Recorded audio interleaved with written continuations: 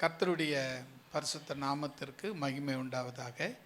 இன்றைக்கி நம்ம தேவனுடைய வார்த்தையே பார்க்க போகிறோம். குறிப்பாக ஒரே ஒரு விஷயத்தை தான் பார்க்க போகிறோம். என்ன அப்படின்னு சொன்னால், கர்த்தருடைய ஊழியம் எப்படி செய்யணும், எப்படி செய்யக்கூடாது அப்படின்னு பார்க்க போகிறோம். மொத்தம் 5 + ஒரு 8 13 வசனங்கள் மட்டும் தான் இன்றைக்கி நம்ம சொல்ல போகிறோம். அதை சீக்கிரமாக 3 வசனம்னா 1 மணி நேரத்தில் சொல்லிடலாம். 13 வசனம்னு சொல்லும்போது 10 வசனம் எக்ஸ்ட்ரா இருக்கிறதுனால அதை சீக்கிரமாக சொல்லி முடிக்கணும்னு நான் நினைக்கிறேன். இப்போ நம்ம வேதத்திலேருந்து வாசித்த பகுதியிலேருந்து ஒரு பகுதியை நம்ம வாசிப்போம். 26வது வசனம், ஒருவன் எனக்கு ஊழியம் செய்கிறவன் ஆனால் இயேசுவை பின்பற்ற கடவன். இயேசுவுக்கு ஒருத்தன் ஊழியம் செய்யணும்னு விரும்பினான்னா அவன் இயேசுவை அப்படியே பின்பற்ற வேண்டும். நான் எங்கே இருக்கிறேனோ நான் எங்கே இருக்கிறேனோ என்னை பின்பற்றுகிறவனும் எனக்கு ஊழியம் செய்கிறவனும் அங்கே இருப்பான். அடுத்தது பாருங்க, ஒருவன் எனக்கு ஊழியம் செய்தால் அவனை யார் கனம் பண்ணுறது?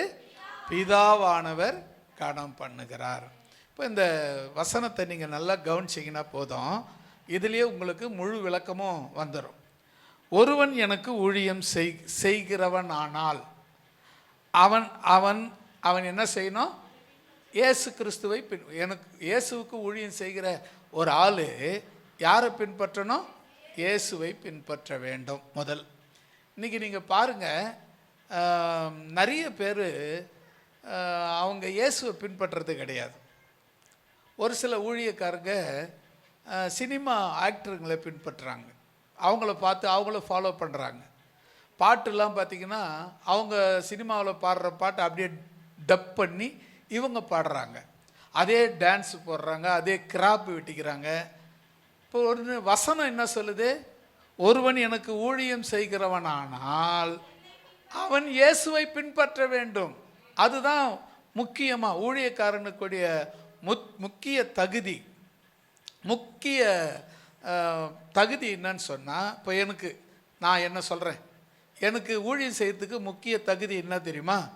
நான் இயேசுவை பின்பற்ற வேண்டும். இதுதான் முதல் தகுதி. ரெண்டாவது கவனிங்க, நான் எங்கே இருக்கிறேனோ அங்கே நான் இருக்கிற இடத்துல என் ஊழியக்காரனும் இருப்பான். ரெண்டாவது கவனிங்க, ஊழியக்காரன் எங்கே இருப்பான்? அந்த எனக்கு ஊழியம் செய்கிற கர்த்தரை பின்பற்றி இயேசு கிறிஸ்துவை பின்பற்றி ஊழியம் செய்கிறவன் எங்கே இருப்பான்னா, இயேசு கிறிஸ்து எங்கே இருக்கிறாரோ அங்கே அவனும் இருப்பான். ரெண்டாச்சா? மூணாவது, இயேசு கிறிஸ்துவுக்கு ஒருத்த ஊழியம் செய்தானால் அவனை பிதாவானவர் கனம் பண்ணுகிறார். அல்லேலூயா. கனம் என்றால் மரியாதை செலுத்துவது. சாதாரணமாக சொல்லணும்னா மரியாதை செலுத்துவது. இப்போது இந்த 3 விஷயத்தை நீங்கள் நல்லா கவனிக்கணும். முதல்ல, ஊழியம் செய்ய விரும்பினீங்கன்னா இயேசுவை பின்பற்றணும். ஒன்றாச்சா? 2, ஊழியக்காரனா, அதாவது இயேசுவுக்கு ஊழியம் செய்தால் இயேசு எங்கே இருக்கிறாரோ அவருடைய ஊழியக்காரனும் அங்கே இருக்கிறான். மூணாவது, இயேசுவுக்கு நீங்கள் ஊழியம் செய்தால் நீங்கள் யாரால் மரியாதை செய்யப்படுறீங்க அப்படின்னா பிதாவால் மரியாதை செய்யப்படுறீங்க. அல்லேலூயா. இப்போ நீங்கள் ஒரே ஒரு சின்ன விஷயம் சொல்கிறேன். இப்போது நம்ம நாட்டில் பெரிய பதவியில் இருக்கிறவங்க யாராவது ஒருத்தர், இல்லை பெரிய பணக்காரன் ஒருத்தர், அவன் என்ன பண்ணுறான், ஒரு சாதாரணமாக உங்களுக்கு ஒரு பேனா கொடுக்குறான். சாதாரணமாக ஒரு பேனா கொடுக்குறான். அந்த பேனாவை நீங்கள் என்ன நினைப்பீங்க? சாதாரண பேனா அப்படின்னு நினைப்பீங்களா? இன்னாரு கொடுத்த பேனா அப்படின்னு நினைப்பீங்களா? இன்னார் கொடுத்த பேனா, அதுக்குரிய தனி மரியாதை. அதுபோல தான் நீங்கள் இயேசுவுக்கு ஊழியம் செய்தால் பிதா ஆனவர் உங்களை மரியாதை செய்வார், கனம் பண்ணுவார். அல்லேலூயா. இந்த கனம் உங்களுக்கு கிடைக்கணும்னா முதல்ல நீங்கள் என்ன செய்யணும்? ஊழியம் செய்யணும்.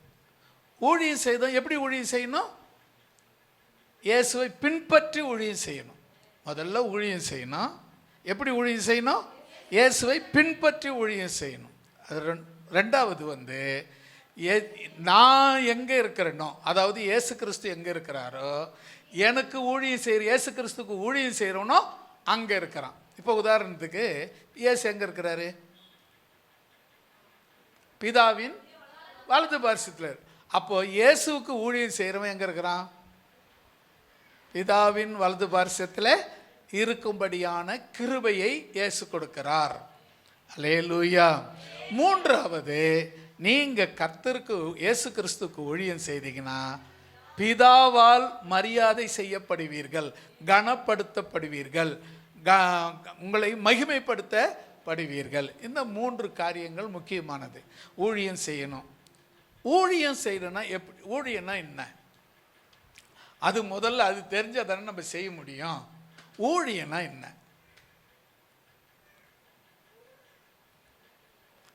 இன்னும் ரொம்ப யோசிக்கிறீங்க.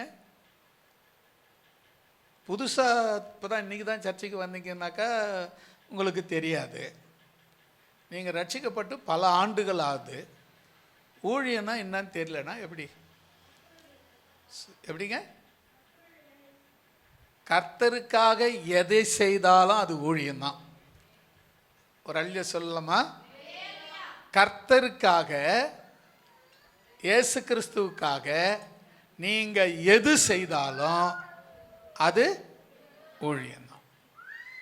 இப்போ ஒருத்தர் கீழே விழுந்துட்டாங்க, அவங்கள போய் இயேசு கிறிஸ்து பேரை சொல்லி தூக்கி விடுறீங்க. ஐயோ ஏம்மா பார்த்து வரக்கூடாதா? வெயில் பார்த்து வரக்கூடாதா? பார்த்து போ, ஏசப்பா உன்னை பார்த்துக்குவார் அப்படின்னு இயேசுவின் நாமத்தை கொண்டு நீங்கள் செய்கிற எந்த வேலையாக இருந்தாலும், எந்த உதவியாக இருந்தாலும், எந்த செயலாக இருந்தாலும் அதுக்கு பேர் ஊழியம். இப்போ இந்த சர்ச்சை ஒருத்தர் தொடப்பம் எடுத்து பெருக்கிறீங்க, இதுக்கு என்ன பேர்? பெருக்கிறீங்கன்னு பேரா, ஊழியன்னு பேரா? எதுவும் ஊழியம் தாங்க. இயேசுவுக்காக அந்த ஒரு வார்த்தையை முதல்ல நீங்கள் முன்ன சேர்த்துக்கணும்.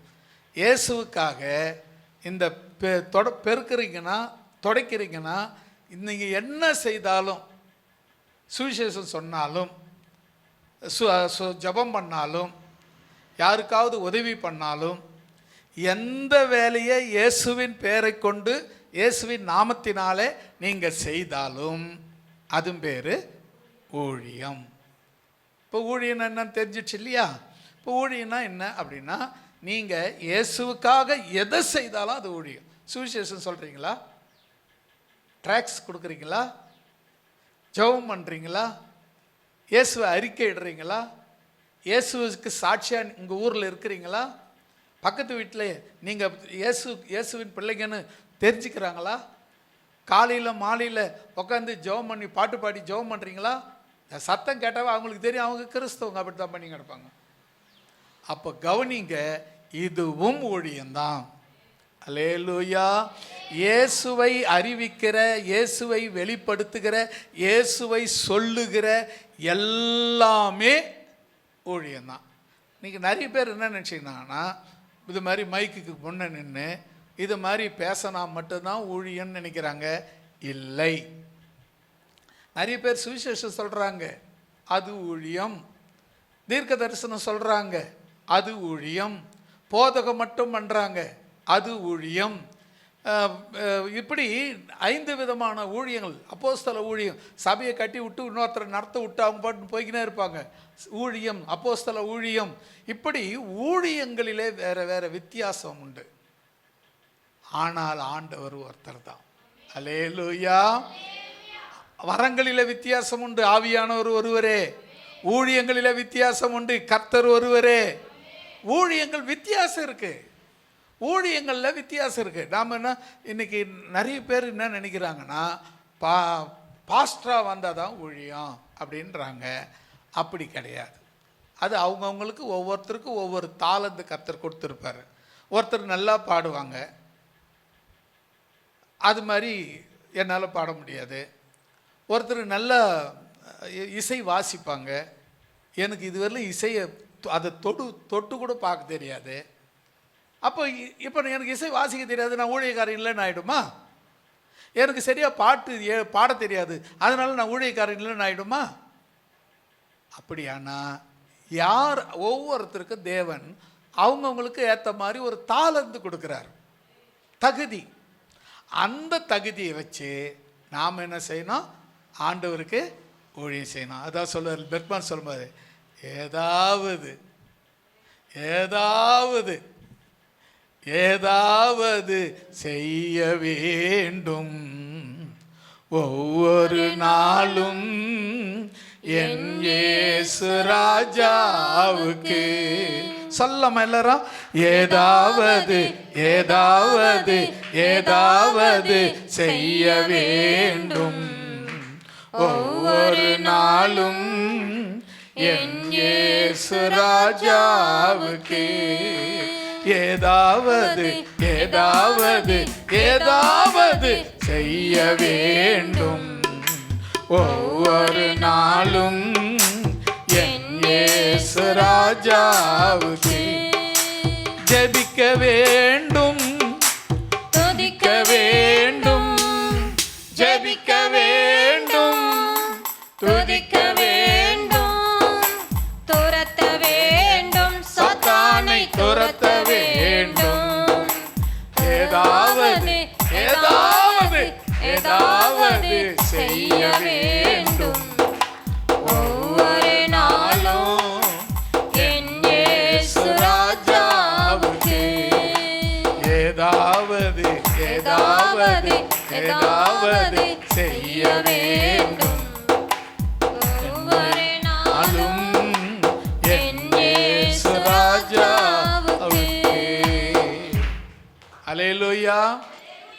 இப்போ நிறைய பேருக்கு என்னென்னா, ஊழியம் பாஸ்டராக இருந்தால் மட்டும்தான் மரியாதை கிடைக்கும், மற்ற ஊழியத்துக்கெல்லாம் மரியாதை கிடையாது. பார்த்தா பெருக்கிறவங்க, துடைக்கிறவங்க, சுவிசேஷம் சொல்கிறவங்க அப்படின்ட்டு போகிறாங்க. நான் சொல்கிறேன், இவங்கக்கிட்ட மரியாதை நமக்கு என்ன கிடக்குது? மரியாதை கொடுக்குற ஒரு பிதான்னு சொல்லி வசனம் சொல்லுது. வசனம் அப்படி தான் சொல்லுது. ஒருவன் இயேசுவுக்கு ஊழியம் செய்தால் பிதாவுக்கு மரியாதை கொடுப்பாருன்னு சொல்லுது. நாம் யார்கிட்ட மரியாதை எதிர்பார்த்துக்கிறோம்? யார்கிட்ட எதிர்பார்த்துக்கிறோம்?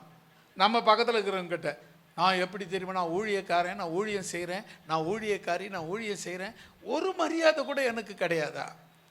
நான் சொல்கிறேன், பிதா உன்னை மரியாதை செய்ய போதுமானவராக இருக்கிறார். அவர் மரியாதை நமக்கு போதும்.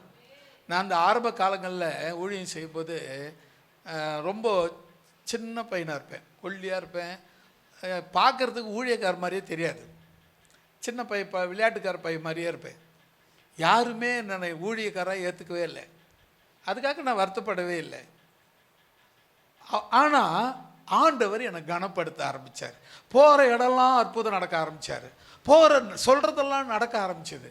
அப்புறம் என்னாச்சுன்னா, என்னை வீட்டு தேடி கூப்பிட ஆரம்பித்தாங்க. வீடு தேடி வந்து கூப்பிட ஆரம்பித்தாங்க. ஐயா, என் குழந்தைக்கு உடம்பு சரியில்லை, என் பிள்ளைக்கு உடம்பு சரியில்லை, என் பொண்ணுக்கு பேய் பிடிச்சிங்குது. இப்படி முதல்ல என்னை ஏற்றுக்கொள்ளாதவங்க அதுக்கப்புறம் என்னை வீட்டு தேடி வந்து கூப்பிட ஆரம்பித்தாங்க. இது யாரால் கிடைச்சிது? பிதா. மனுஷனால கிடையாது. மனுஷனால் வர மரியாதையை எதிர்பார்த்தீங்கன்னா அது மரியாதையே கிடையாது, அது மரியாதை கெட்டு போயிடும். ஆனால் நீ யார்கிட்ட இருந்து வர மரியாதையை எதிர்பார்க்கணும்? பிதாவினிடத்திலிருந்து வர கணத்தை நீ எதிர்பார்க்க வேண்டும். அதுதான் உனக்கு கணம். அதனால் இது செய்தாதான் ஊழியம் அப்படின்னு சொல்லாதீங்க. இயேசுக்காக எது செய்தாலும் ஊழியம்தான். அல்லேலூயா. நாங்களாம் வேலை செய்கிறோங்க. நாங்கள் வெளியே வேலைக்கு போகிறோம், கூலி வேலைக்கு போகிறோம், அந்த வேலைக்கு போகிறோம், இந்த வேலைக்கு போகிறோம். எங்கெல்லாம் நேரமே கிடையாது.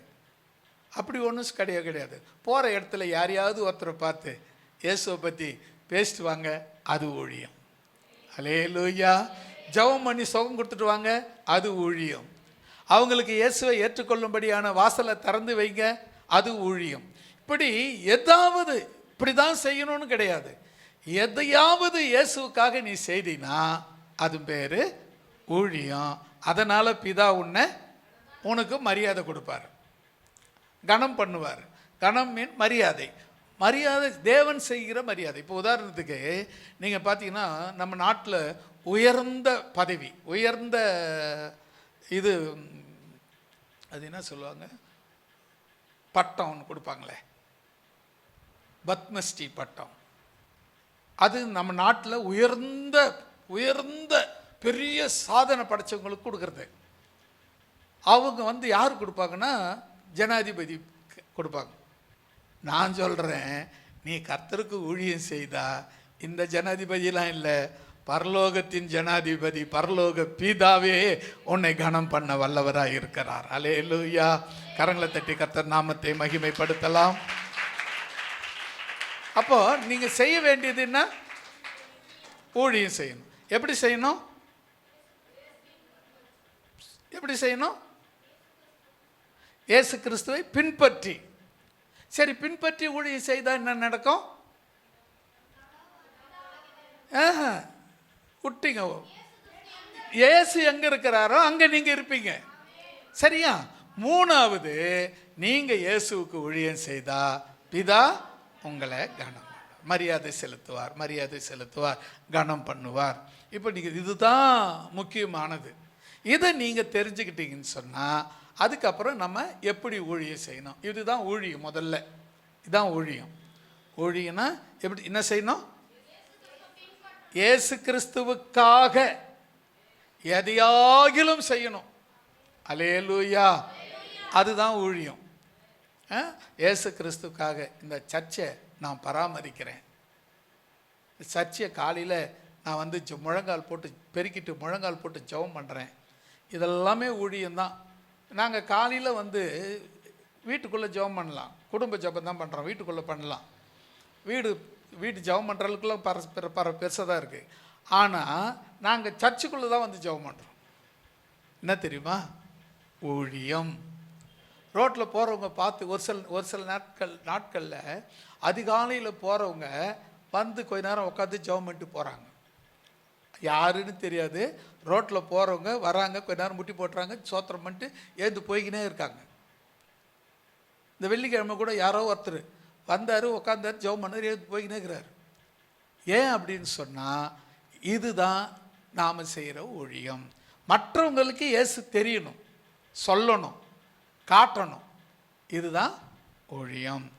அதுக்கு நீங்கள் செய்ய வேண்டியது பின்பற்றணும். இயேசு எப்படி போகிறாரோ, எப்படி அவரை அப்படியே ஃபாலோ பண்ணணும். அதுதான் முக்கியம். இயேசு கிறிஸ்து இப்படி இருப்பார், இப்படி பண்ணுவார், நான் இப்படி எதிர்மறையாக பண்ணுவேன்னா நீங்கள் இயேசு கிறிஸ்துவை பின்பற்றல, அந்தி கிறிஸ்துவை பின்பற்றுறவங்க. நாம் அந்தி கிறிஸ்துவை பின்பற்றவங்களாம் மாறவே கூடாது. நாம் இயேசு கிறிஸ்துவை மட்டும்தான் பின்பற்றணும். ஏன் அப்படி பண்ணணும் அப்படின்னா, இயேசு எங்கே இருக்கிறாரோ அங்கே நான் இருப்பதற்காக. அடுத்தது, நான் அப்படி செய்தால் பிதாவே என்னை மரியாதை செய்வார், கனம் பண்ணுவார். அதனால் நாம் என்ன செய்யணும்? முதல்ல கர்த்தருக்கு ஊழியம் செய்யணும். கர்த்தருக்கு ஊழியம் செய்கிறவங்களா உங்களை மாற்றிக்குங்க. எது செய்தாலும் அது ஊழியம் தாங்க. சின்ன ஒரு குண்டூசி எடுத்து இயேசுக்காக செய்தி கொடுத்தீங்கன்னா அதுவும் ஊழியம்தான். கொடுக்கிறது, எடுக்கிறது, பெருக்கிறது, துடைக்கிறது எல்லாமே ஊழியம்தான். சொல்கிறது, கேட்கறது, அறிவிப்பது எல்லாமே ஊழியம்தான். சபைக்காக எதையாவது செய்கிறீங்கன்னா அது ஊழியம்தான். இப்படி எது எல்லாம் ஊழியம் சொல்லி நம்ம பார்க்குறோமோ, இயேசுக்காக செய்கிறோமோ, அது எல்லாமே ஊழியம். அதை எப்படி செய்யணும்? இயேசுவை பின்பற்றி செய்ய வேண்டும். ஏன் பின்பற்றி செய்ய வேண்டும்? இயேசு இருக்கிற இடத்துல நான் இருக்கும்படியாக பின்பற்றி செய்ய வேண்டும். அப்படி செய்தால் என்ன கிடைக்கும்? பிதாவானவரால் கனம் கிடைக்கும். சரியா? இப்போ எப்படி ஊழியம் செய்யணும்? நான் இப்போ ஊழியம் சொன்னேன், அந்த ஊழியத்தை பற்றி சில வரைமுறைகள் சொன்னேன். இப்போ அந்த ஊழியத்தை நாம் எப்படி செய்யணும் அப்படிங்கிறத ஒரு சில வசனங்கள் மூலமாக நான் உங்களுக்கு சொல்லிக் கொடுக்க விரும்புகிறேன். எபேசியர் 5ஆம் அதிகாரம் 6வது வசனம் 8வது வசனமும் யாராவது ஒருத்தர் வாசிக்கலாம். எபேசியர் எபேசியர் 6:6.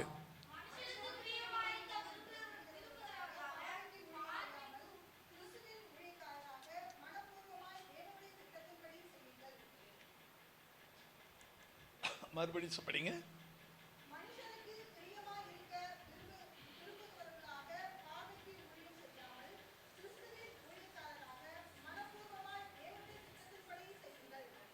எட்டாவது வசனம். ஆமாம், இப்போ ஊழியம் செய்யணும். நான் முதல்ல படித்த வசனம் என்ன? ஊழியம் செய்யணும். எப்படி செய்யணும்? இயேசுவை ஃபாலோ பண்ணி செய்யணும். அப்படி செய்தாக்கா இயேசு இருக்கிற இடத்துல நம்ம இருக்கலாம். அப்படி நம்ம செய்யும்போது நாம் பிதாவால் கனம் பண்ணப்படுவோம். இந்த ஊழியத்தை எப்படி செய்யணும்னா இதுதான் நம்ம முதல்ல கற்றுக்க வேண்டிய விஷயம். எப்படி செய்யணும்? மனப்பூர்வமாக செய்யணும். யாருடைய கட்டாயத்தினாலையும் செய்யக்கூடாது. இந்த வசனத்தை நீங்கள் மறுபடியும் படிங்க. மனுஷருக்கு பிரியமாய் இருக்க விரும்புகிறவர்களாய் பார்வைக்கு ஊழியம் செய்யாமல். அதாவது மற்றவங்க பார்த்தா அந்த அக்கா நல்லா ஊழியம் செய்யுது, அந்த அண்ணன் நல்லா ஊழியம் செய்கிறாரு, ஐயோ இந்த பாப்பா நல்லா ஊழியம் செய்யுது அப்படின்னு சொல்லணுன்றதுக்காக நீங்கள் ஊழியம் செய்யக்கூடாது. அது பேர் அட்டூழியம். அப்படி செய்தா நீங்கள் எப்படி செய்யணும்னா மனுஷருக்காக அல்ல, பாருங்க, பார்வைக்காக ஊழியம் செய்யாமல் கிறிஸ்துவின் ஊழியக்காரராக மனப்பூர்வமாக செய்யுங்க. எதை செய்தாலும் இயேசுவுக்கு எதை செய்தாலும் மனப்பூர்வமாக செய்யுங்க. அப்படி செய்யும் போது யாராவது ஒருத்தர் அதை தப்பாக சொல்கிறாங்கன்னு வச்சுக்கங்களேன், அது உங்களுக்கு மனசை வருத்தாது. ஏன்? நான் மனப்பூர்வமாக செய்கிறேன், ஏன் ஆண்டவருக்கு செய்கிறேன், நான் பிரியப்பட்டு செய்கிறேன். அல்லேலூயா. இப்போ நீங்கள் காணிக்க கொடுக்குறீங்கன்னு வச்சுக்கோங்களேன், நீங்கள் விருப்பப்பட்டு கொடுக்குறீங்களா இல்லை கட்டாயத்தினால கொடுக்குறீங்களா? கட்டாயமாக கொடுத்தீங்கன்னா என்ன நினைப்பீங்க தெரியுமா? யாராவது ஒருத்தர் ஏன் சபைக்கு எடுத்து போய் கொடுக்கணுமா, ஆண்டவர் காசு கேட்குறாரா, ஆண்டவருக்கு துட்டு கேட்குறாரா அப்படின்னு கேட்கும்போது என்ன ஆகிடுன்னா நம்ம மனசு பேதலிக்க ஆரம்பிச்சிடும். அப்போ நம்ம மனசு விகாரப்பட ஆரம்பிக்கும். அப்புறம் நாம் நஷ்டத்தை அடைவோம். அப்போ இதுக்கு என்ன செய்யணும்னா நம்ம மனப்பூர்வமாக செய்தால் யார் எது சொன்னாலும் அதை பற்றி நமக்கு அவசியமே இருக்காது. அல்லேலூயா. இந்த வசனத்தை மறுபடியும் படிங்க. மனுஷருக்கு பிரியமாய் இருக்க விரும்புகிறவர்களாய் பார்வைக்கு ஊழியம் செய்யாமல் கிறிஸ்துவின் ஊழியக்காரராக மனப்பூர்வமாய் தேவனுடைய சித்தத்தின்படி செய்யுங்கள். எட்டாவது வசனம் பாருங்க. மனுஷருக்கென்று செய்யாமல் கர்த்தருக்கென்றே நல் மனதோடு ஊழியம் செய்யுங்கள். அல்லேலூயா. சொல்லமா? இப்போ முதல்ல எப்படி செய்யணும்? மனப்பூர்வமாக செய்யுங்க.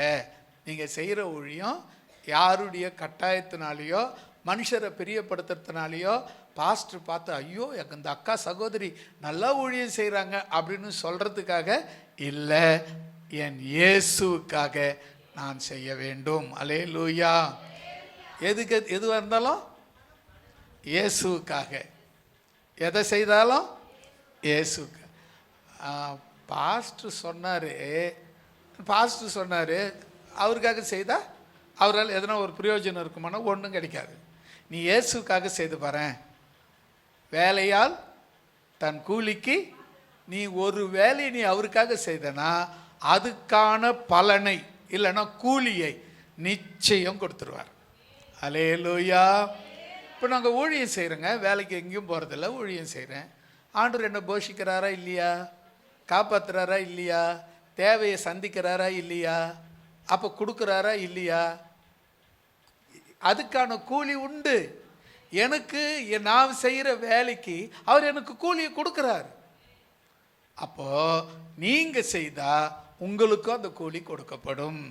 அல்லேலூயா. அதை எப்படி செய்யணும்? மனப்பூர்வமாக செய்யணும். ரெண்டாவது நீங்கள் கவனிங்க, அதே அதிகாரத்தில் 8வது வசனத்தை பாருங்கள்.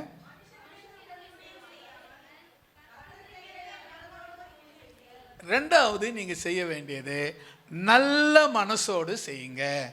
8வது வசனத்தில் பாருங்க, நல்ல மனசோடு செய்யுங்க, நல் மனதோடு.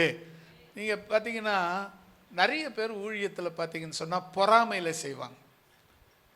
அவர் ஊழியம் நிறைய பேர் இன்றைக்கி ஊழியக்கார ஆகிறதுக்கு காரணம் என்ன தெரியுமா? அதுவும் பாஸ்டர் ஆகிறதுக்கு, பாஸ்டர் ஆகிட்டா பைக் வாங்கலாம், காரு வாங்கலாம், வீடு கட்டலாம், அதெல்லாம் சொன்னாங்க. எவ்வளோ ஊழியக்காரி இன்னும் கஷ்டத்துலேயே இருக்கிறாங்க. எவ்வளோ ஊழியக்காரி இன்னும் கஷ்டத்தில் தான், கஷ்டமான நிலைமையில் அன்னைக்கு அன்னாட சாப்பாட்டுக்கு கஷ்டப்படுற இடத்துல இருக்காங்க. அப்போ நீங்கள் மட்டும் கிருபை தான், திறமை எல்லாம் இல்லை, கிருபை தான். அப்போ நீங்கள் கவனிக்க வேண்டிய விஷயம் என்னன்னு சொன்னால், ஊழியம் சொன்னால் இந்த ஊழியம் செய்தால் தான் ஆசீர்வதிப்பேன். எனக்கு தெரிஞ்சு நிறைய பேர் சுவிசேஷகராக ஊழியம் செய்த நிறைய பேர் பெரிய ஊழியக்காரை விட டாப் மோஸ்ட் லெவலில் இருந்திருக்காங்க. பெரிய அவங்க தான் பெரிய. இப்போ தினகரன் எடுத்துங்களா, உங்களுக்கு எல்லாருக்கும் தெரியும்ல, டிஜிஎஸ் தினகரன். அவர் பாஸ்டரா சுவிசேஷகரா?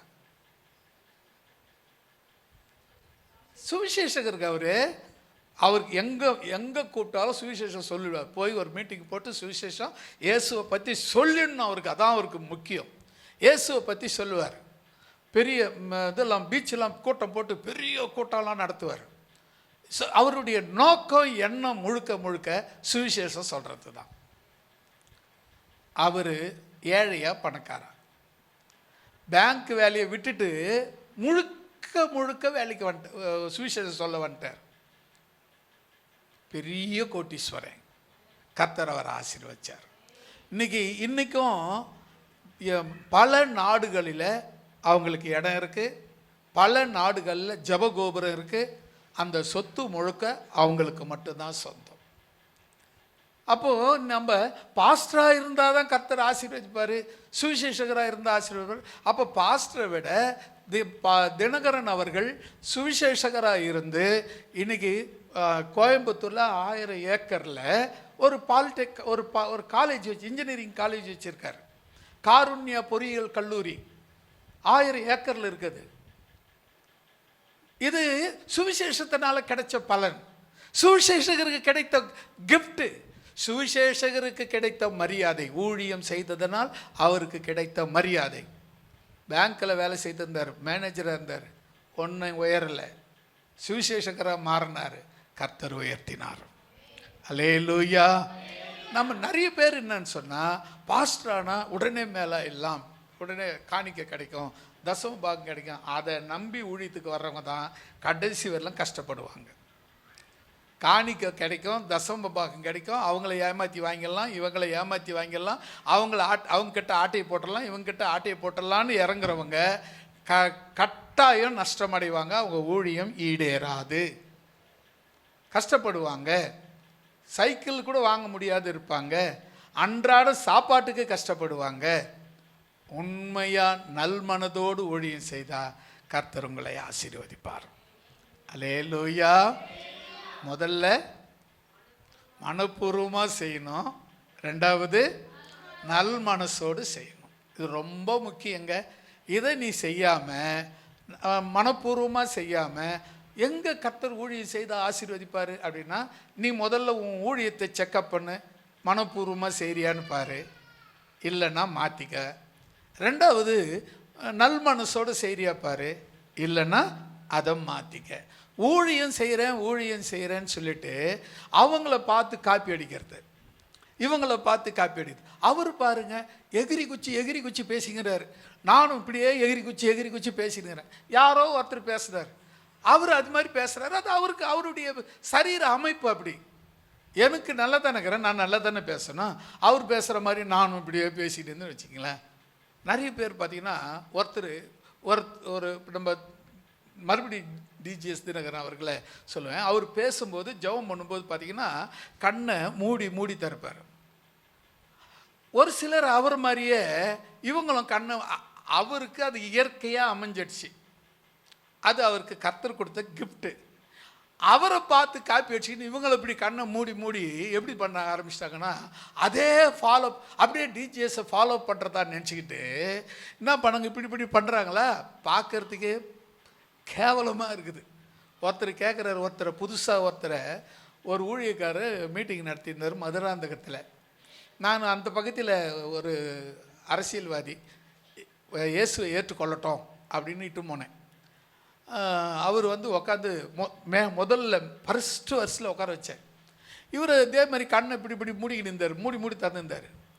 பக்கத்தில் இருந்து கூப்பிட்டு என்ன சொல்கிறாரு, அவருக்கு எதுனா கண்ணில் பிரச்சனையா, ஏன்னா வலிப்பு கிழிப்பு வர்ற மாதிரி அவர் பாட்டுன்னு பண்ணுறாரு, முதல்ல அவருக்கு ஜெபம் பண்ணி கர்த்தர் சுகத்தை கொடுக்கட்டும், அப்புறம் நம்ம இயேசு ஏற்றுக்கலாம் அப்படின்னாரு. என்னாச்சு தெரியுமா, அது ஒரு பிரச்சனை, அவருக்கு ஏதோ பிரச்சனை இருக்குது, அதனால் கண்ணை மூடி திறக்கிறாரு அப்படின்னு நினச்சிக்கிட்டாங்க. அது ஒரு ஸ்டைலு ஒருத்தருக்கு சரியாக இருக்கும், அதே ஸ்டைலை இன்னொருத்தர் ஃபாலோ பண்ணக்கூடாது. அது அவருக்கு ஓகே, எனக்கு ஓகே வேணா, அது எனக்கு ஓகே ஆகாது. என் ஸ்டைலு எனக்கு ஓகே, என் ஸ்டைலு இன்னொருத்தர் ஃபாலோ பண்ணுறாங்கன்னா அது அவங்களுக்கு நாட் ஓகே. அப்போ நீங்கள் நல்லா கவனிங்க, நாம் எப்படி ஊழியம் செய்யணும் அப்படின்னா மனப்பூர்வமாக செய்யணும், ரெண்டாவது நல் மனசாட்சியோடு செய்யணும், மூன்றாவது கவனிங்க, மத்தேயு எழுதின சுவிசேஷம் 25ஆம் அதிகாரம் 21வது வசனம்.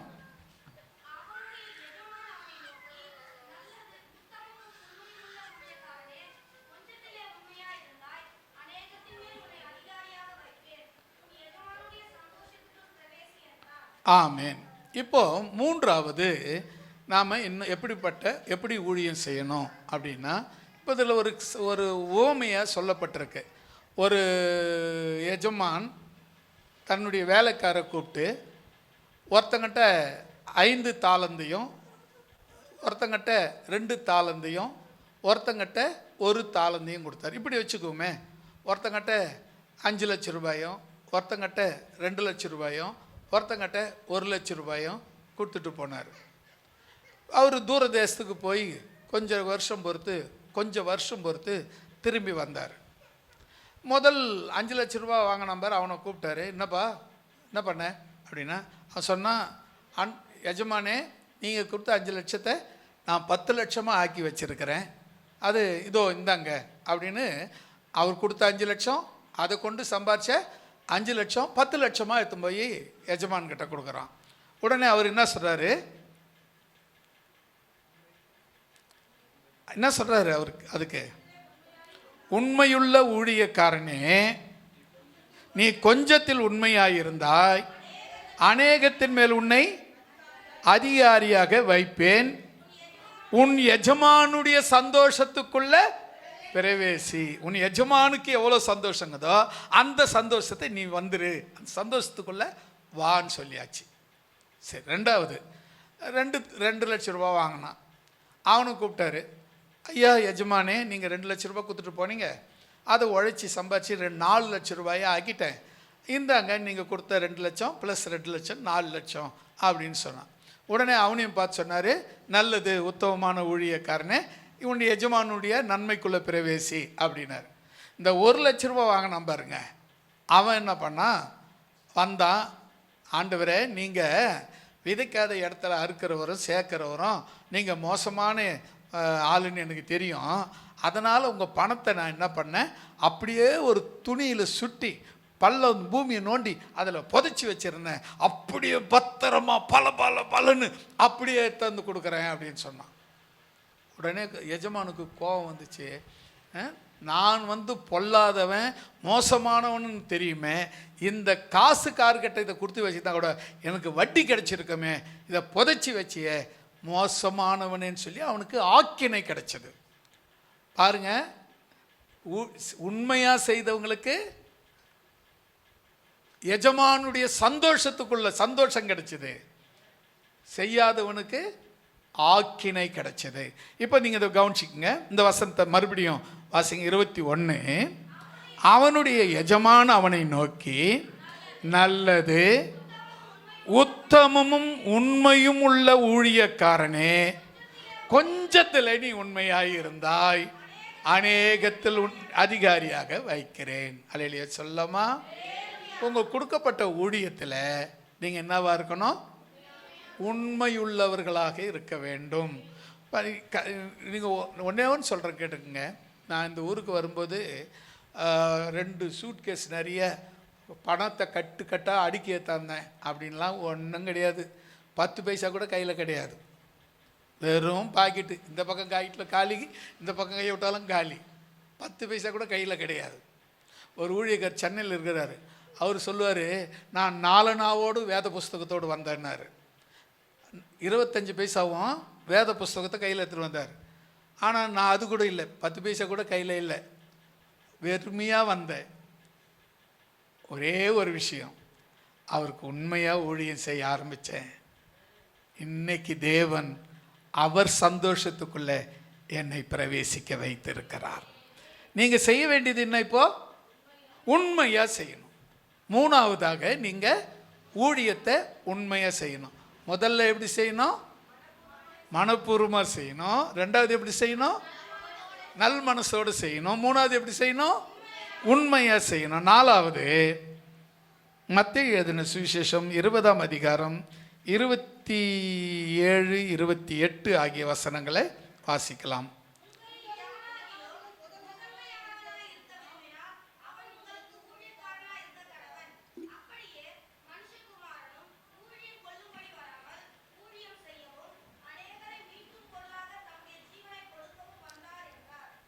ஆமேன். இப்போ 4வதாக புரிஞ்சிச்சா?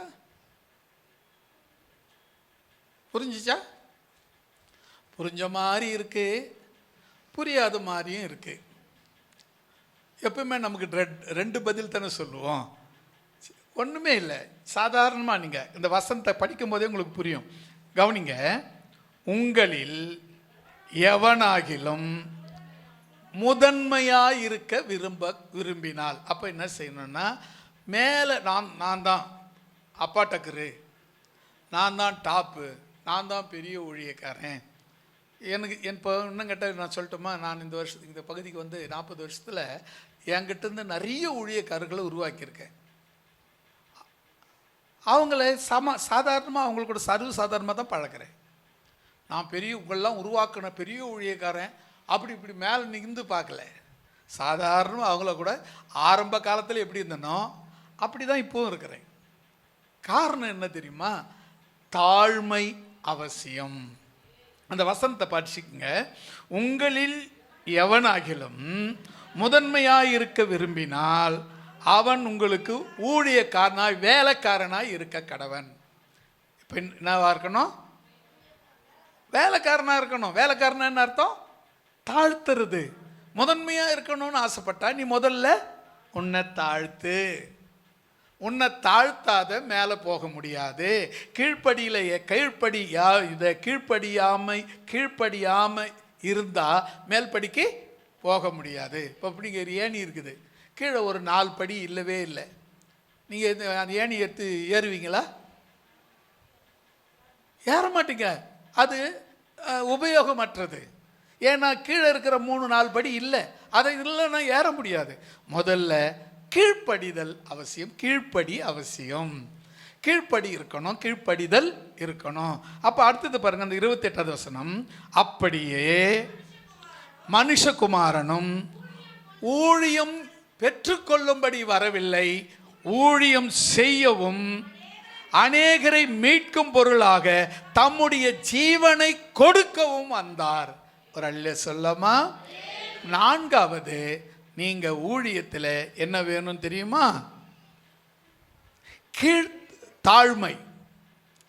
தாழ்மை தேவை. கீழ்ப்படிதல் அது மாதிரி தான் தாழ்மை. தாழ்மையாக இருக்கணும். இப்போ நான் வந்து பாஸ்டர், நான் யாரு தெரியுமா, நான் பாஸ்டர் அப்படின்னு நானே சொல்லிக்கிட்டு இருந்தேன்னா என்ன அர்த்தம்? என்கிட்ட என்ன இல்லை? தாழ்மை இல்லைன்னு அர்த்தம். நான் யார் தெரியுமா, என்கிட்ட நீங்கள் என்ன பார்த்து நீங்கள் என்ன சொல்கிறீங்க நீங்கள் அப்படின்னு சொன்னாவே என்கிட்ட என்ன இல்லை? தாழ்மை இல்லை. அப்போ நீங்கள் என்ன முதல்ல நான் ஊழியக்காரனாக ஊழியம் செய்யணும்னா எனக்கு 4வதாக தேவையான பொறுப்பு என்ன தெரியுமா? தாழ்மை. முதல் பொறுப்பு மனப்பூர்வமாக செய்கிற பொறுப்பு இருக்கணும். 4வது நல் மனசோடு செய்யணும். 3வது உண்மையாக செய்யணும். 4வது தாழ்மையோடு செய்யணும். எந்த ஒரு ஊழியத்தையும் நீங்கள் எப்படி செய்யணும்? தாழ்மையாக செய்யணும். தாழ்மை அவசியம். தாழ்ந்து போகிறவங்களுக்கு தேவன் உயர்த்த வல்லவராக இருக்கிறார். அல்லேலூயா. அதான வசனம் சொல்லுது, தாழ்மையுள்ளவர்களுக்கு கிருபை அளிக்கிறார், பெருமையுள்ளவர்களுக்கு எதிர்த்து நிற்கிறார். அப்ப தாழ்மையுள்ளவர்களுக்கு கிருபை. அப்ப நீங்க என்ன பண்ணுங்க, இந்த ஊழியத்தை எப்படி செய்யணும்? தாழ்மையாய் செய்ய வேண்டும். 5வது, இப்பவே டைம் ஆயிடுச்சு, இன்னும் 8 வசனம் இருக்கு, எப்படி சொல்லுவேன்னு தெரியல. சரி வாசிங்க, கலாத்தியர் 5ஆம் அதிகாரம் 13-14வது வசனத்தை வாசிங்க. கலாத்தியர் 5ஆம் அதிகாரம் 13-14. சுயாதீனத்திற்கு அழைக்கப்பட்டீர்கள்.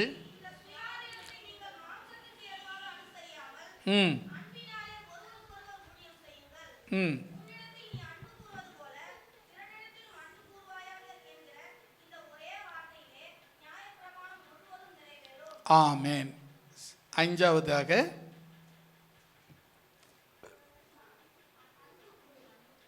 அன்பு அன்பு அன்பு அன்பு என்ன தெரியுமா? அன்பா ஊழியம் செய்யணும். கூட இருக்கிறவங்க இப்படி பார்த்தீங்கன்னா, ஒரு ஒரு இது பார்த்தீங்கன்னா, வேலை இப்போ பசங்க கூட பார்த்தீங்கன்னு வச்சுக்க, நீங்கள் ஸ்கூலில் ஒருத்தரை லீடர் ஆக்குறீங்க. அந்த பையன்தான் கூட, அவனும் அதே கிளாஸில் படிக்கிறவன் தான். லீடர் ஆகிட்ட உடனே அவனுக்கு கொம்பு முளைச்சிடும். எல்லாமே இன்னும் அவன் கண்ட்ரோலில் இருக்கிற மாதிரியும், அவன் எல்லாரையும் அதட்டுவான், மிரட்டுவான், அப்படி பண்ணுவான், இப்படி பண்ணுவான். அப்போ அவனுக்கு என்ன இல்லை, இப்போ அன்பு இல்லை. ஏன்னா இவனாக கூட தான் நான் உட்காந்துருக்கேன், எனக்கு என்ன லீடர் ஆக்கியிருக்காங்க, தலைவரை ஆக்கியிருக்கிறாங்க. அப்படின்னா முதல்ல தலைவனுக்கு தேவையானது அன்பு. நீங்கள் பைபிளில் பார்த்தீங்கன்னா, அன்பு, நம்பிக்கை, சமாதானம், இது 3 நிலைத்திருக்கு. இது 3ல் எது பெருசு? அன்பு தான் பெருசு. இந்த அன்பு முதல்ல நீங்கள் 5வது அன்புள்ளவர்களாக ஊழியம் செய்ய வேண்டும். இப்போ ஒருத்தர் வராங்க, நைட்டு 12 மணிக்கு கது தட்டி, ஐயா ஜெபம் பண்ணோம். உங்களுக்கு நேரங்காலமே கிடையாதா? நைட்டு 12 மணிக்கு ஜெபம் பண்ணுங்க, கிபம் பண்ணுங்க நீங்கிறீங்க அப்படின்னு சொன்னால் என்கிட்ட என்ன இல்லை? ஆமாம், அது 12 மணியாக இருந்தாலும் நான்லாம் இப்போ யாரும் அது மாதிரி தொல்லை பண்ணுறதில்ல. 12 மணி, 1 மணி, ஒரு சகோதரி இருந்தாங்க, நம்ம சபையில் இருந்தாங்க, இப்போ இருக்கிறாங்க. அவங்க வீட்டில் அவங்களுக்கும் அவங்க கணவருக்கும் நைட்டு 12 மணிக்கு சண்டை வரும். அவங்க அப்பா ஓடி வருவார் சைக்கிள் எடுத்துக்கணும். அப்போல்லாம் சைக்கிள் தான், பைக்கெலாம் கிடையாது. அவங்க அப்பா ஓடி ஐயா ஐயான்னு சுற்றி கத்திட்டு ஓடி வருவார். இந்த அப்பா கூரையாக இருந்துச்சு, சுற்றி கத்திட்டு வருவார். எந்த பக்கமாக ஒரு பக்கம் கேட்கட்டணும் உள்ள. அப்புறம் கதவு திறந்து பார்த்தேன், கொல்றாயான்னாரு. என்ன கொல்றான் அப்படின்னு போய் பார்த்தா, அவங்க கணவன் மனைவிக்குள்ளே சண்டை. நான் போய் உட்காந்து நம்ம கணவன் மனைவி சண்டையில் போய் பாஸ்டர் என்ன பண்ண முடியும்? நான் சொல்கிறேன், ஒன்றுமே பண்ண முடியாது. கணவன் மனைவி சண்டையில் எந்த பாஸ்டராலும், கொம்பு முளைச்ச பாஸ்டராலையும் ஒன்றும் பண்ண முடியாது. ஒன்று கணவன் இறங்கி போனோம், இல்லை மனைவி இறங்கி போனோம், இல்லைன்னா இந்த பிரச்சனைக்கு முடிவே கிடையாது. நான் போனேன், கொம்பு முளைச்ச பாஸ்டர் போன உடனே அவங்கள கூப்பிட்டு உட்கார வச்சு, நான் வரேன்னு சொல்லிட்டு அந்த பிரதர் பக்கத்தில் எங்கேயும் ஒளிஞ்சிக்கினுக்கிறார். வந்தால் நான் அவரை பற்றி எதனா சொன்னேன்னா என்னை அசிங்கப்படுத்தணுன்ட்டு ஒளிஞ்சிக்கினுக்கிறார். நான் என்ன பண்ணேன், போனேன். இவங்க ரட்சிக்கப்பட்டவங்க, அவர் இன்னும் சரியாக ரட்சிக்கப்படலை. ஞானசானம் மட்டும் எடுத்தார், சரியாக சர்ச்சுக்கெல்லாம் போகாதவர். அதனால் என்ன பண்ணேன், நான் போன உடனே அவங்கள தான் திட்ட ஆரம்பித்தேன். உங்கள் மேலே தான் சிஸ்டர் தப்பு. ஒரு கணவன் மனைவிக்கு இந்த நேரத்தில் சண்டை வரும்னா ஏன் வரும், அதை ஏன் நீங்கள் புரிஞ்சிக்கல, அப்போ அந்தபடி ஏன் நீங்கள் நடக்கலை அப்படின்னு சொல்ல ஆரம்பித்தேன். பேசிக்கினே இருக்க ஆரம்பித்தேன். அவர் என்னை அசிங்கப்பட்டு நினச்சிட்டு இருப்பாருங்க. அவர் என் கால் மட்டில் நாய்க்குட்டி மாதிரி உட்காந்துங்கிறார். காரணம் என்ன தெரியுமா? தப்பை கரெக்டாக கண்டுபிடிச்சி பேசுகிறாரு அப்படின்னு.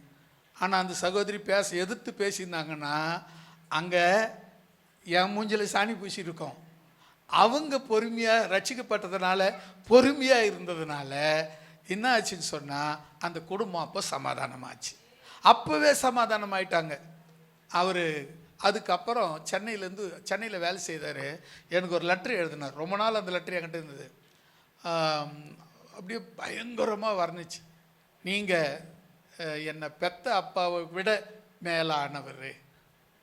எங்கள் குடும்பத்தில் இத்தனை நாங்களும் என் மனைவியும் சேர்ந்து வாழ மாட்டோம்னு நினச்சோம். இன்றைக்கி எனக்கு ஒரு குழந்தை பிறந்ததுக்கு காரணம் உங்களுடைய அன்பும் உங்களுடைய அரவணைப்பும் நீங்கள் செய்த ஜபமும் தான். நாங்கள் இன்றைக்கி நல்லா இருக்கிறோம். நிறைய எழுதினார். அது ஒரு இங்கிலாந்து லெட்டர் ஃபுல்லாக நிறைய அப்படியே வர்ணித்து எழுதியிருந்தார். எதுக்கு இதை சொல்ல வரேன்னு சொன்னால், நாம் அன்பாய் ஊழியம் செய்ய வேண்டும். அல்லேலூயா. அப்போ நம்ம எப்படி ஊழியம் செய்யக்கூடாது? இந்த 5 படி ஊழியம் செய்யணும். 5 படி: மனப்பூர்வமாய், நல்மனதோடு, உண்மையாய். எழுதி வச்சுட்டு பார்த்து சொல்கிறீங்க இல்லையா? அப்புறம் தாழ்மையாய், அன்பாய். இப்படி ஊழியம் செய்யணும். எப்படி செய்யக்கூடாது வசனங்களை மட்டும் சொல்கிறேன், நோட் பண்ணி வச்சுக்கோங்க. அது உங்களுக்கு ஃப்யூச்சரில் உதவியாக இருக்கும். எப்படி ஊழியம் செய்யக்கூடாது. எபேசியர் அதே 6ஆம் அதிகாரம் 6வது வசனம். அதே தான்.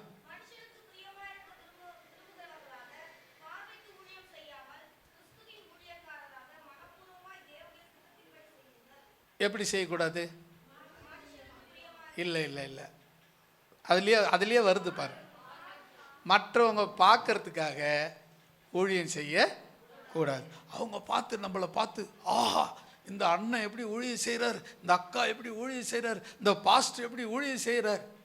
இந்த வீண் புகழ்ச்சியே வேணாம். கர்த்தர் பார்த்து புகழ்ந்தா போதும். நான் பேசுறது கர்த்தருக்கு பிடிச்சிருந்தா போதும். நான் நடத்துறது கர்த்தருக்கு பிடிச்சிருந்தா போதும். நான் பாடுறது கர்த்தருக்கு பிடிச்சிருந்தா போதும். நான் ஜெபிக்கிறது கர்த்தருக்கு பிடிச்சிருந்தா போதும். அல்லேலூயா. அவங்க என்ன வாழ்த்தணும், இவங்க என்ன வாழ்த்தணும்னு போனோம்னா கடைசியில் என்ன தர்மணிக்கும் 0 தான். அதனால் நாம் எப்படி ஊழியம் செய்யக்கூடாது? பார்வைக்கு ஊழியம் செய்யக்கூடாது. மற்றவங்க பார்க்குறாங்கன்றதுக்காக ஊழியம் செய்யக்கூடாது. 2வது 8வது வசனம்.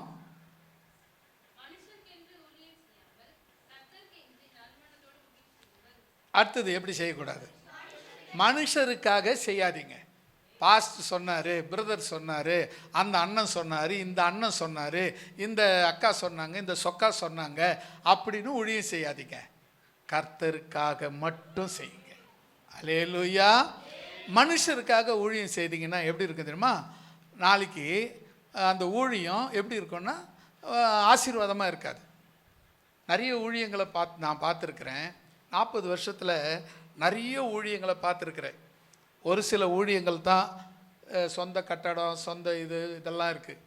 இன்னும் ஒரு சில ஊழியங்கள்லாம் பார்த்திங்கன்னா இன்னும் வறுமையிலையும் கஷ்டத்துலேயும் தான் இருக்கிறாங்க. அவங்க ஞாயிற்றுக்கிழமை முடிஞ்ச உடனே பையை தூக்கி அகலத்தில் வச்சுக்கின்னு விசிட்டுக்கு போயிடுறாங்க. அவங்க சபை விசிட் இல்லை. சென்னையில் இருக்கிற விசுவாசிங்க ரட்சிக்கப்பட்டவங்க யார் சபைக்கு போகிறாங்களோ அங்கே போய் தோத்திரம் தோத்திரம் தோத்திரம் கர்த்தருக்குள்ள ஆசீர்வதிப்பார், சோத்திரம் சோத்திரம் சோத்திரம் அப்படின்னு சொல்லி ஒரு சின்ன ஜபம் பண்ணி 50, 100, 10, 20 கொடுக்குற காணிக்கைக்காக அவங்களுக்கு ஊழ கும்பிடு போட்டு அப்படி ஒரு ஜபம் பண்ணி அப்படி ஒரு ஊழியம் செய்து, இது மனுஷனை பிரியப்படுத்துகிற ஊழியம். இதை விட கேவலமானது எதுவும் கிடையாது. இது மாதிரி ஊழியம் செய்யக்கூடாது. அல்லேலூயா. 3வது ரோமர் 16, 17, 18.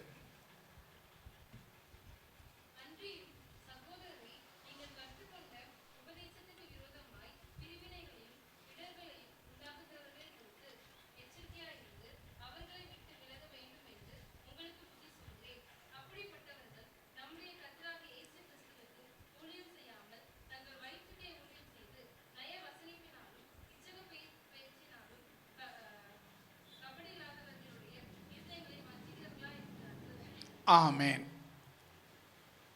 படிக்கும்போதே கண்டுபிடிச்சிடுவீங்கன்னு நினச்சேன். ஆமாங்க, இதை உங்களுக்கு தெளிவாக சொல்கிறேன். எப்போ முதல் 17வது வசனத்தை படிங்க.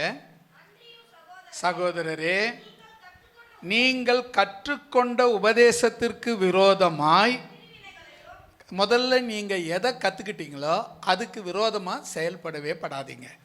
ரெண்டாவது, பிரிவினைகளையும் இடறல்களையும் உண்டாக்குகிறவர்களை குறித்து ரொம்ப ஜாக்கிரதையாக இருங்க. இன்றைக்கி பார்த்திங்கன்னா நாம் சந்திக்கிறது ஞாயிற்றுக்கிழமை. ஆமாம் தானே?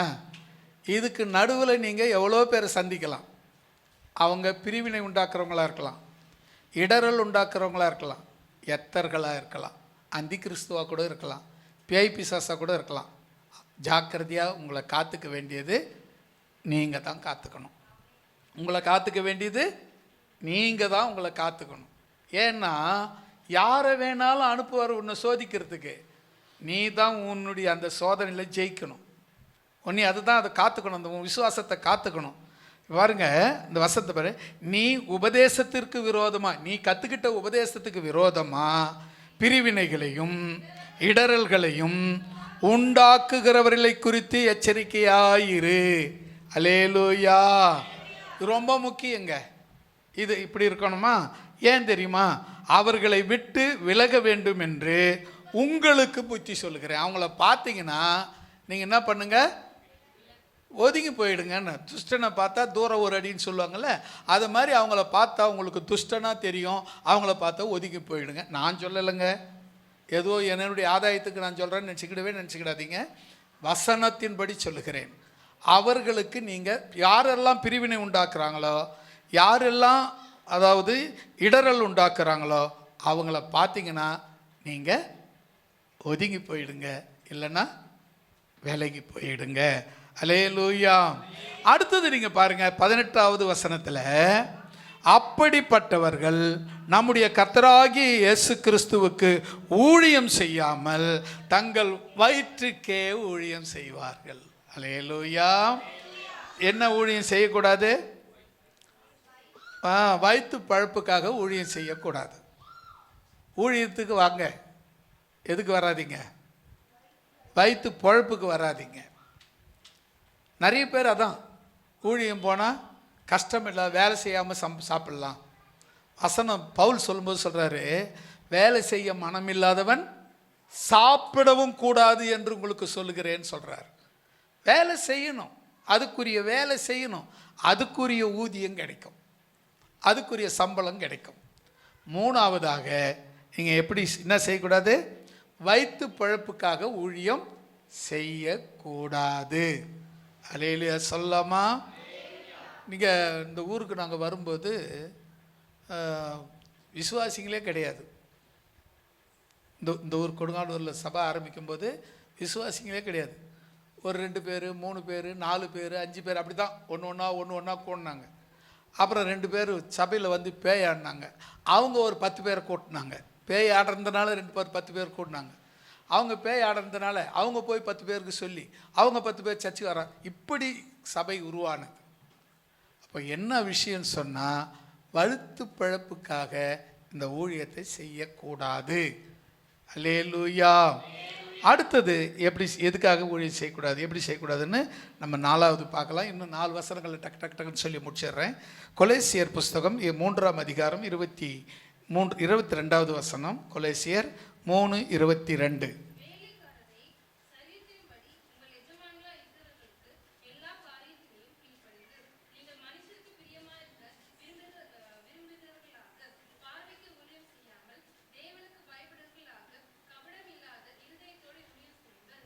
ஆமேன். எப்படி செய்யக்கூடாது? கபடம் உள்ள நெஞ்சோடு ஊழியம் செய்யக்கூடாது. அல்லேலூயா. கபடம், அதாவது உங்களை குறித்து என் மனசில் ஒரு எண்ணம் ஓடிக்கிட்டே இருக்கு. இதுவா, அவரா, ஐயோ அப்படின்னு மனசுக்குள்ளே எண்ணம் இருந்து சும்மா நாள் பார்க்கும்போது சோத்திரம் சோத்திரம் பிரிஸ்லாட் அல்லேலூயா, ஐயோ உங்களை போல் வருமா, நீங்கள் ரொம்ப அப்படி சொன்னால் அதுதான் கபடு. இப்படிப்பட்ட ஊழியக்காரனா இருக்கவே கூடாது. இருக்கிறத இருக்கிற மாதிரி நடந்துக்க. கஷ்டமாக இருந்தால் அவங்கள பார்த்து கஷ்டப்படு, சந்தோஷமாக இருந்தால் அவங்கள பார்த்து சிரிச்சிடு. உள்ளே ஒன்று வச்சுக்கிட்டு வெளியே நடிக்காத. அவங்க பண்ணதெல்லாம் அப்படியே மனசில் வச்சுக்கிறதான். அவங்க பெரிய பள்ளம் குழி வெட்டி தள்ளிட்டுருப்பாங்க. வேற திரும்பி வர்றாங்க. திரும்பி வரும்போது, சிஸ்டர் நீங்களாம் இல்லைன்னா சபை இன்னும் ஆயிருக்கும் தெரியுமா அப்படின்னு சொல்லி இந்த என்ன ஒரு சிரிப்பு சொல்லுவாங்க. அது இந்த சிரிப்பு சிரிச்சிக்கலாம் ஊழியம் செய்யாத. ஏன் தெரியுமா? வசனம் சொல்லுது, கபட்டுத்தனம் இல்லாமல் ஊழியம் செய்ய. கபடம் இருக்கக்கூடாது ஊழியத்தில். உள்ளதை உள்ளபடியாக இருக்கிறத இருக்குதுன்னு சொல்லு. இருக்கிற மாதிரி உள்ளத்தில் எப்படி இருக்கிறியோ அதே வெளிப்படையாக நடந்துக்க. இதுதான், இப்படி தான் ஊழியம் செய்யக்கூடாது. கபடோட ஊழியம் செய்யக்கூடாது. அடுத்தது 5வது, சீக்கிரமாக சொல்லி முடிக்கலாம். மத்தேயு 7ஆம் அதிகாரம் 23வது வசனம். சீக்கிரம் படிங்க.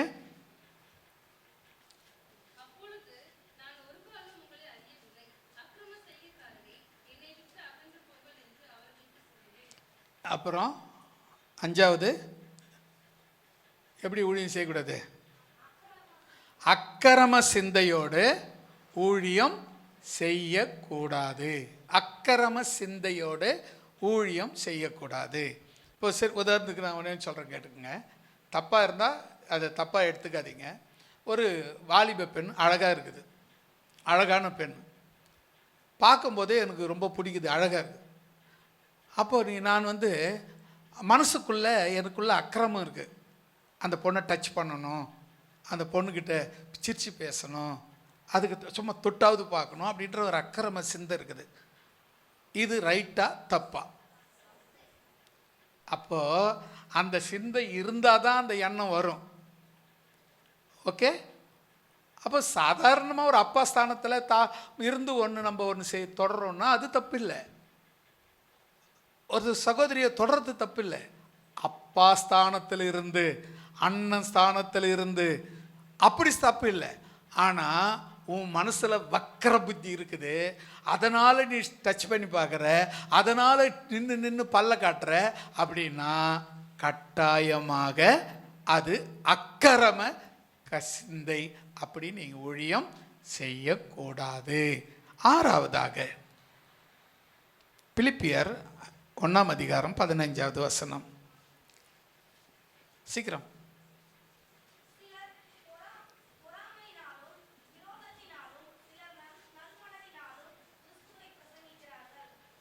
போதும். சில பேர் ஊழியம் எப்படி செய்கிறாங்க? பொறாமையில் செய்கிறாங்க, விரோதத்தில் செய்கிறாங்க, நல் மனசில் செய்கிறாங்க. எப்படி செஞ்சால் என்ன, எப்படின்னா செய்து போட்டோமே அப்படின்னு நினச்சிங்கன்னா, ஆனால் வசனம் சொல்லுது, நீங்கள் பொறாமையினால் விரோதத்தினால ஊழியம் செய்யாதீங்க. பொறாமை, அவங்கள பார்த்து பொறாமைப்படுறது, இவங்களை பார்த்து பொறாமைப்படுறது, இந்த பொறாமையோடு நீங்கள் எந்த ஊழியத்தையும் செய்யாதீங்க. செய்தால் அது பலிக்காது, அது நல்லா இருக்காது, நடக்காது. அதனால் பொறாமையோடு ஊழியம் செய்யாதீங்க. 7வது கலாத்தியர் 1ஆம் அதிகாரம் 10வது வசனம்.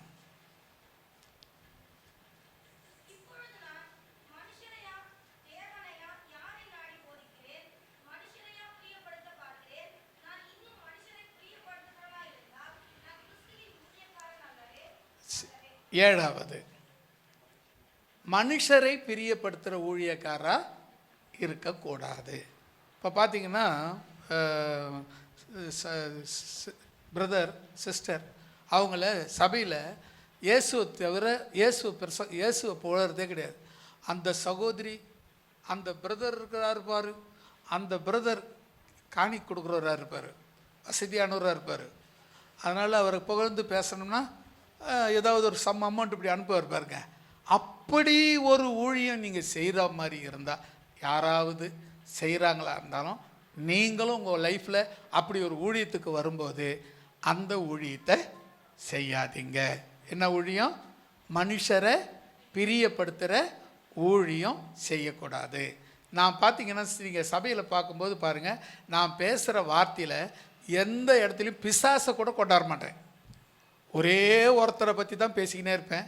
அவர் ஆண்டவராகிய இயேசு கிறிஸ்து. அவர் மட்டும்தான் நமக்கு ஹீரோ, அவர் மட்டும்தான் நமக்கு தலைவர், அவரை மட்டும்தான் நம்ம பேசணும். கடைசியாக 8வது ஒரு சொல்லி முடிச்சிடலாமா? படித்து முடிச்சிடலாமா? டைமுக்கு வந்துட்டேன்னு நினைக்கிறேன். எரேமியா 48ஆம் அதிகாரம் 10வது வசனம். எரேமியா.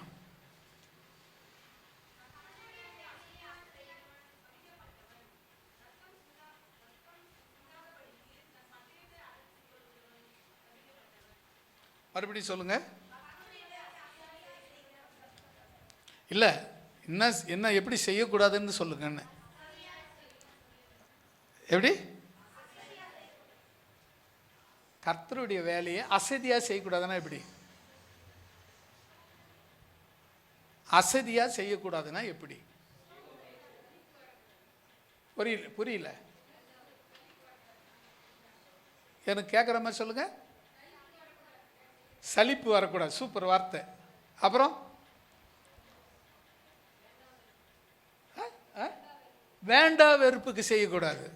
அப்புறம் இன்னும் கூட அதுக்கு நிறைய வார்த்தைகள் இருக்குது. அப்புறம் நான் அந்த அம்மா சொன்ன வார்த்தை ரொம்ப நல்ல வார்த்தை. அப்புறம் வேண்டா வெறுப்புங்கிற வார்த்தை நல்ல வார்த்தை. அப்புறம் அவ்வளோதானா? இவங்க 2 பேர் தான் சொல்லுவாங்க, மற்றவங்களாம் நாங்கள் யாரும் சொல்ல மாட்டோம். இந்த முனையில் ஒருத்தர் அந்த முனையில் ஒருத்தர் சொல்லுவோம். அது எல்லாம் நாங்கள் சொன்ன மாதிரி கணக்கு. அப்படியா? கடமைக்கு செய்யக்கூடாது, அதெல்லாம் நம்ம ஏற்கனவே வந்துடுச்சுல்ல. சரி, கடமைக்கு செய்யக்கூடாது. சரி, ஓகே. இதில் நீங்கள் நல்லா பாருங்களேன். அசதி எதை குறிக்கும்? அதை சொல்லுவீங்கன்னு தான் இவ்வளோ நேரம் எடுத்து பார்த்தேன். சோம்பேறியாக ஊழியம் செய்யாதீங்க, அவ்வளோதான். ஓகேவா? அசதியாக பார்த்தீங்கன்னா பைபிள் படிக்கணும் அப்படின்னு படிக்காதீங்க. ஜபம் பண்ணணும், சாயங்காலம் 6 ஆயிடுச்சா, இதுக்குள்ள ஜபம் பண்ணணுமா 6 ஆயிடுச்சா அப்படின்னாவே நீ சோம்பேறியாகிறேன்னு அர்த்தம், அசதியாகிறேன்னு அர்த்தம். அப்படி ஜபம் பண்ணாது. அது ஊழியமே கிடையாது. எப்போ 6 மணி ஆகும், ஏசப்பாவை போய் பார்க்கணும் அப்படின்ற ஆர்வத்தோடு, ஆவலோடு, அக்கறையோடு இருக்கணும். எப்போ அந்த நேரம் வரும், நான் ஜெபம் பண்ணுற நேரம் எப்போ வரும், காத்திருக்கணும். சரியா? அப்போது இது அசதியாக செய்யக்கூடாது. இப்போ நீங்கள் இப்போது 8 காரியங்கள் செய்யக்கூடாது, 5 காரியங்கள் செய்யணும். நான் அப்படியே ஒரு ரவுண்டு போயிட்டு வந்துடலாமா? முதல்ல புரியல. மனப்பூர்வமாக ஊழியம் செய்யணும், நல் மனசோடு ஊழியம் செய்யணும், உண்மையாக ஊழியம் செய்யணும், தாழ்மையாக ஊழியம் செய்யணும், அன்பாக ஊழியம் செய்யணும். இதெல்லாம் செய்யணும். எப்படிலாம் செய்யக்கூடாது?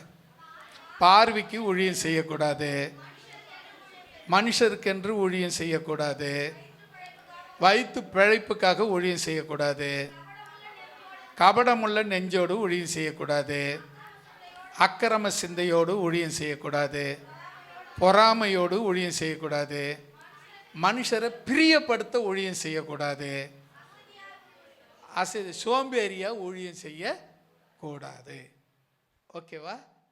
ஜெபிக்கலாமா?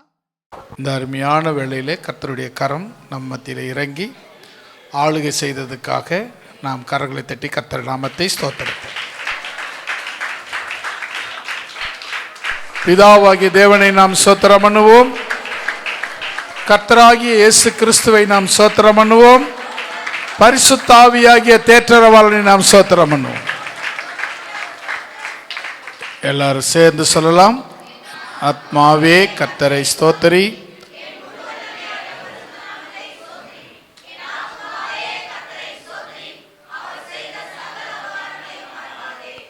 ஆமென், ஆமென். நம்முடைய கர்த்தராகிய இயேசு கிறிஸ்துனுடைய கிருபையும் பிதாவாகிய தேவனுடைய அன்பும் பரிசுத்தருடைய அந்யுன்ய ஐக்கியமும் சிநேகமும் நம்மோடும் சகல பரிசுத்தவான்களோடும் அவர் வருகை வரை இருந்து காத்தருள்வதாக. ஆமென், ஆமென். ஹல்லேலூயா, ஹல்லேலூயா, ஹல்லேலூயா. ஒருவருக்கொருவர் வாழ்த்தி வணங்கி விடை பெறுவோம்.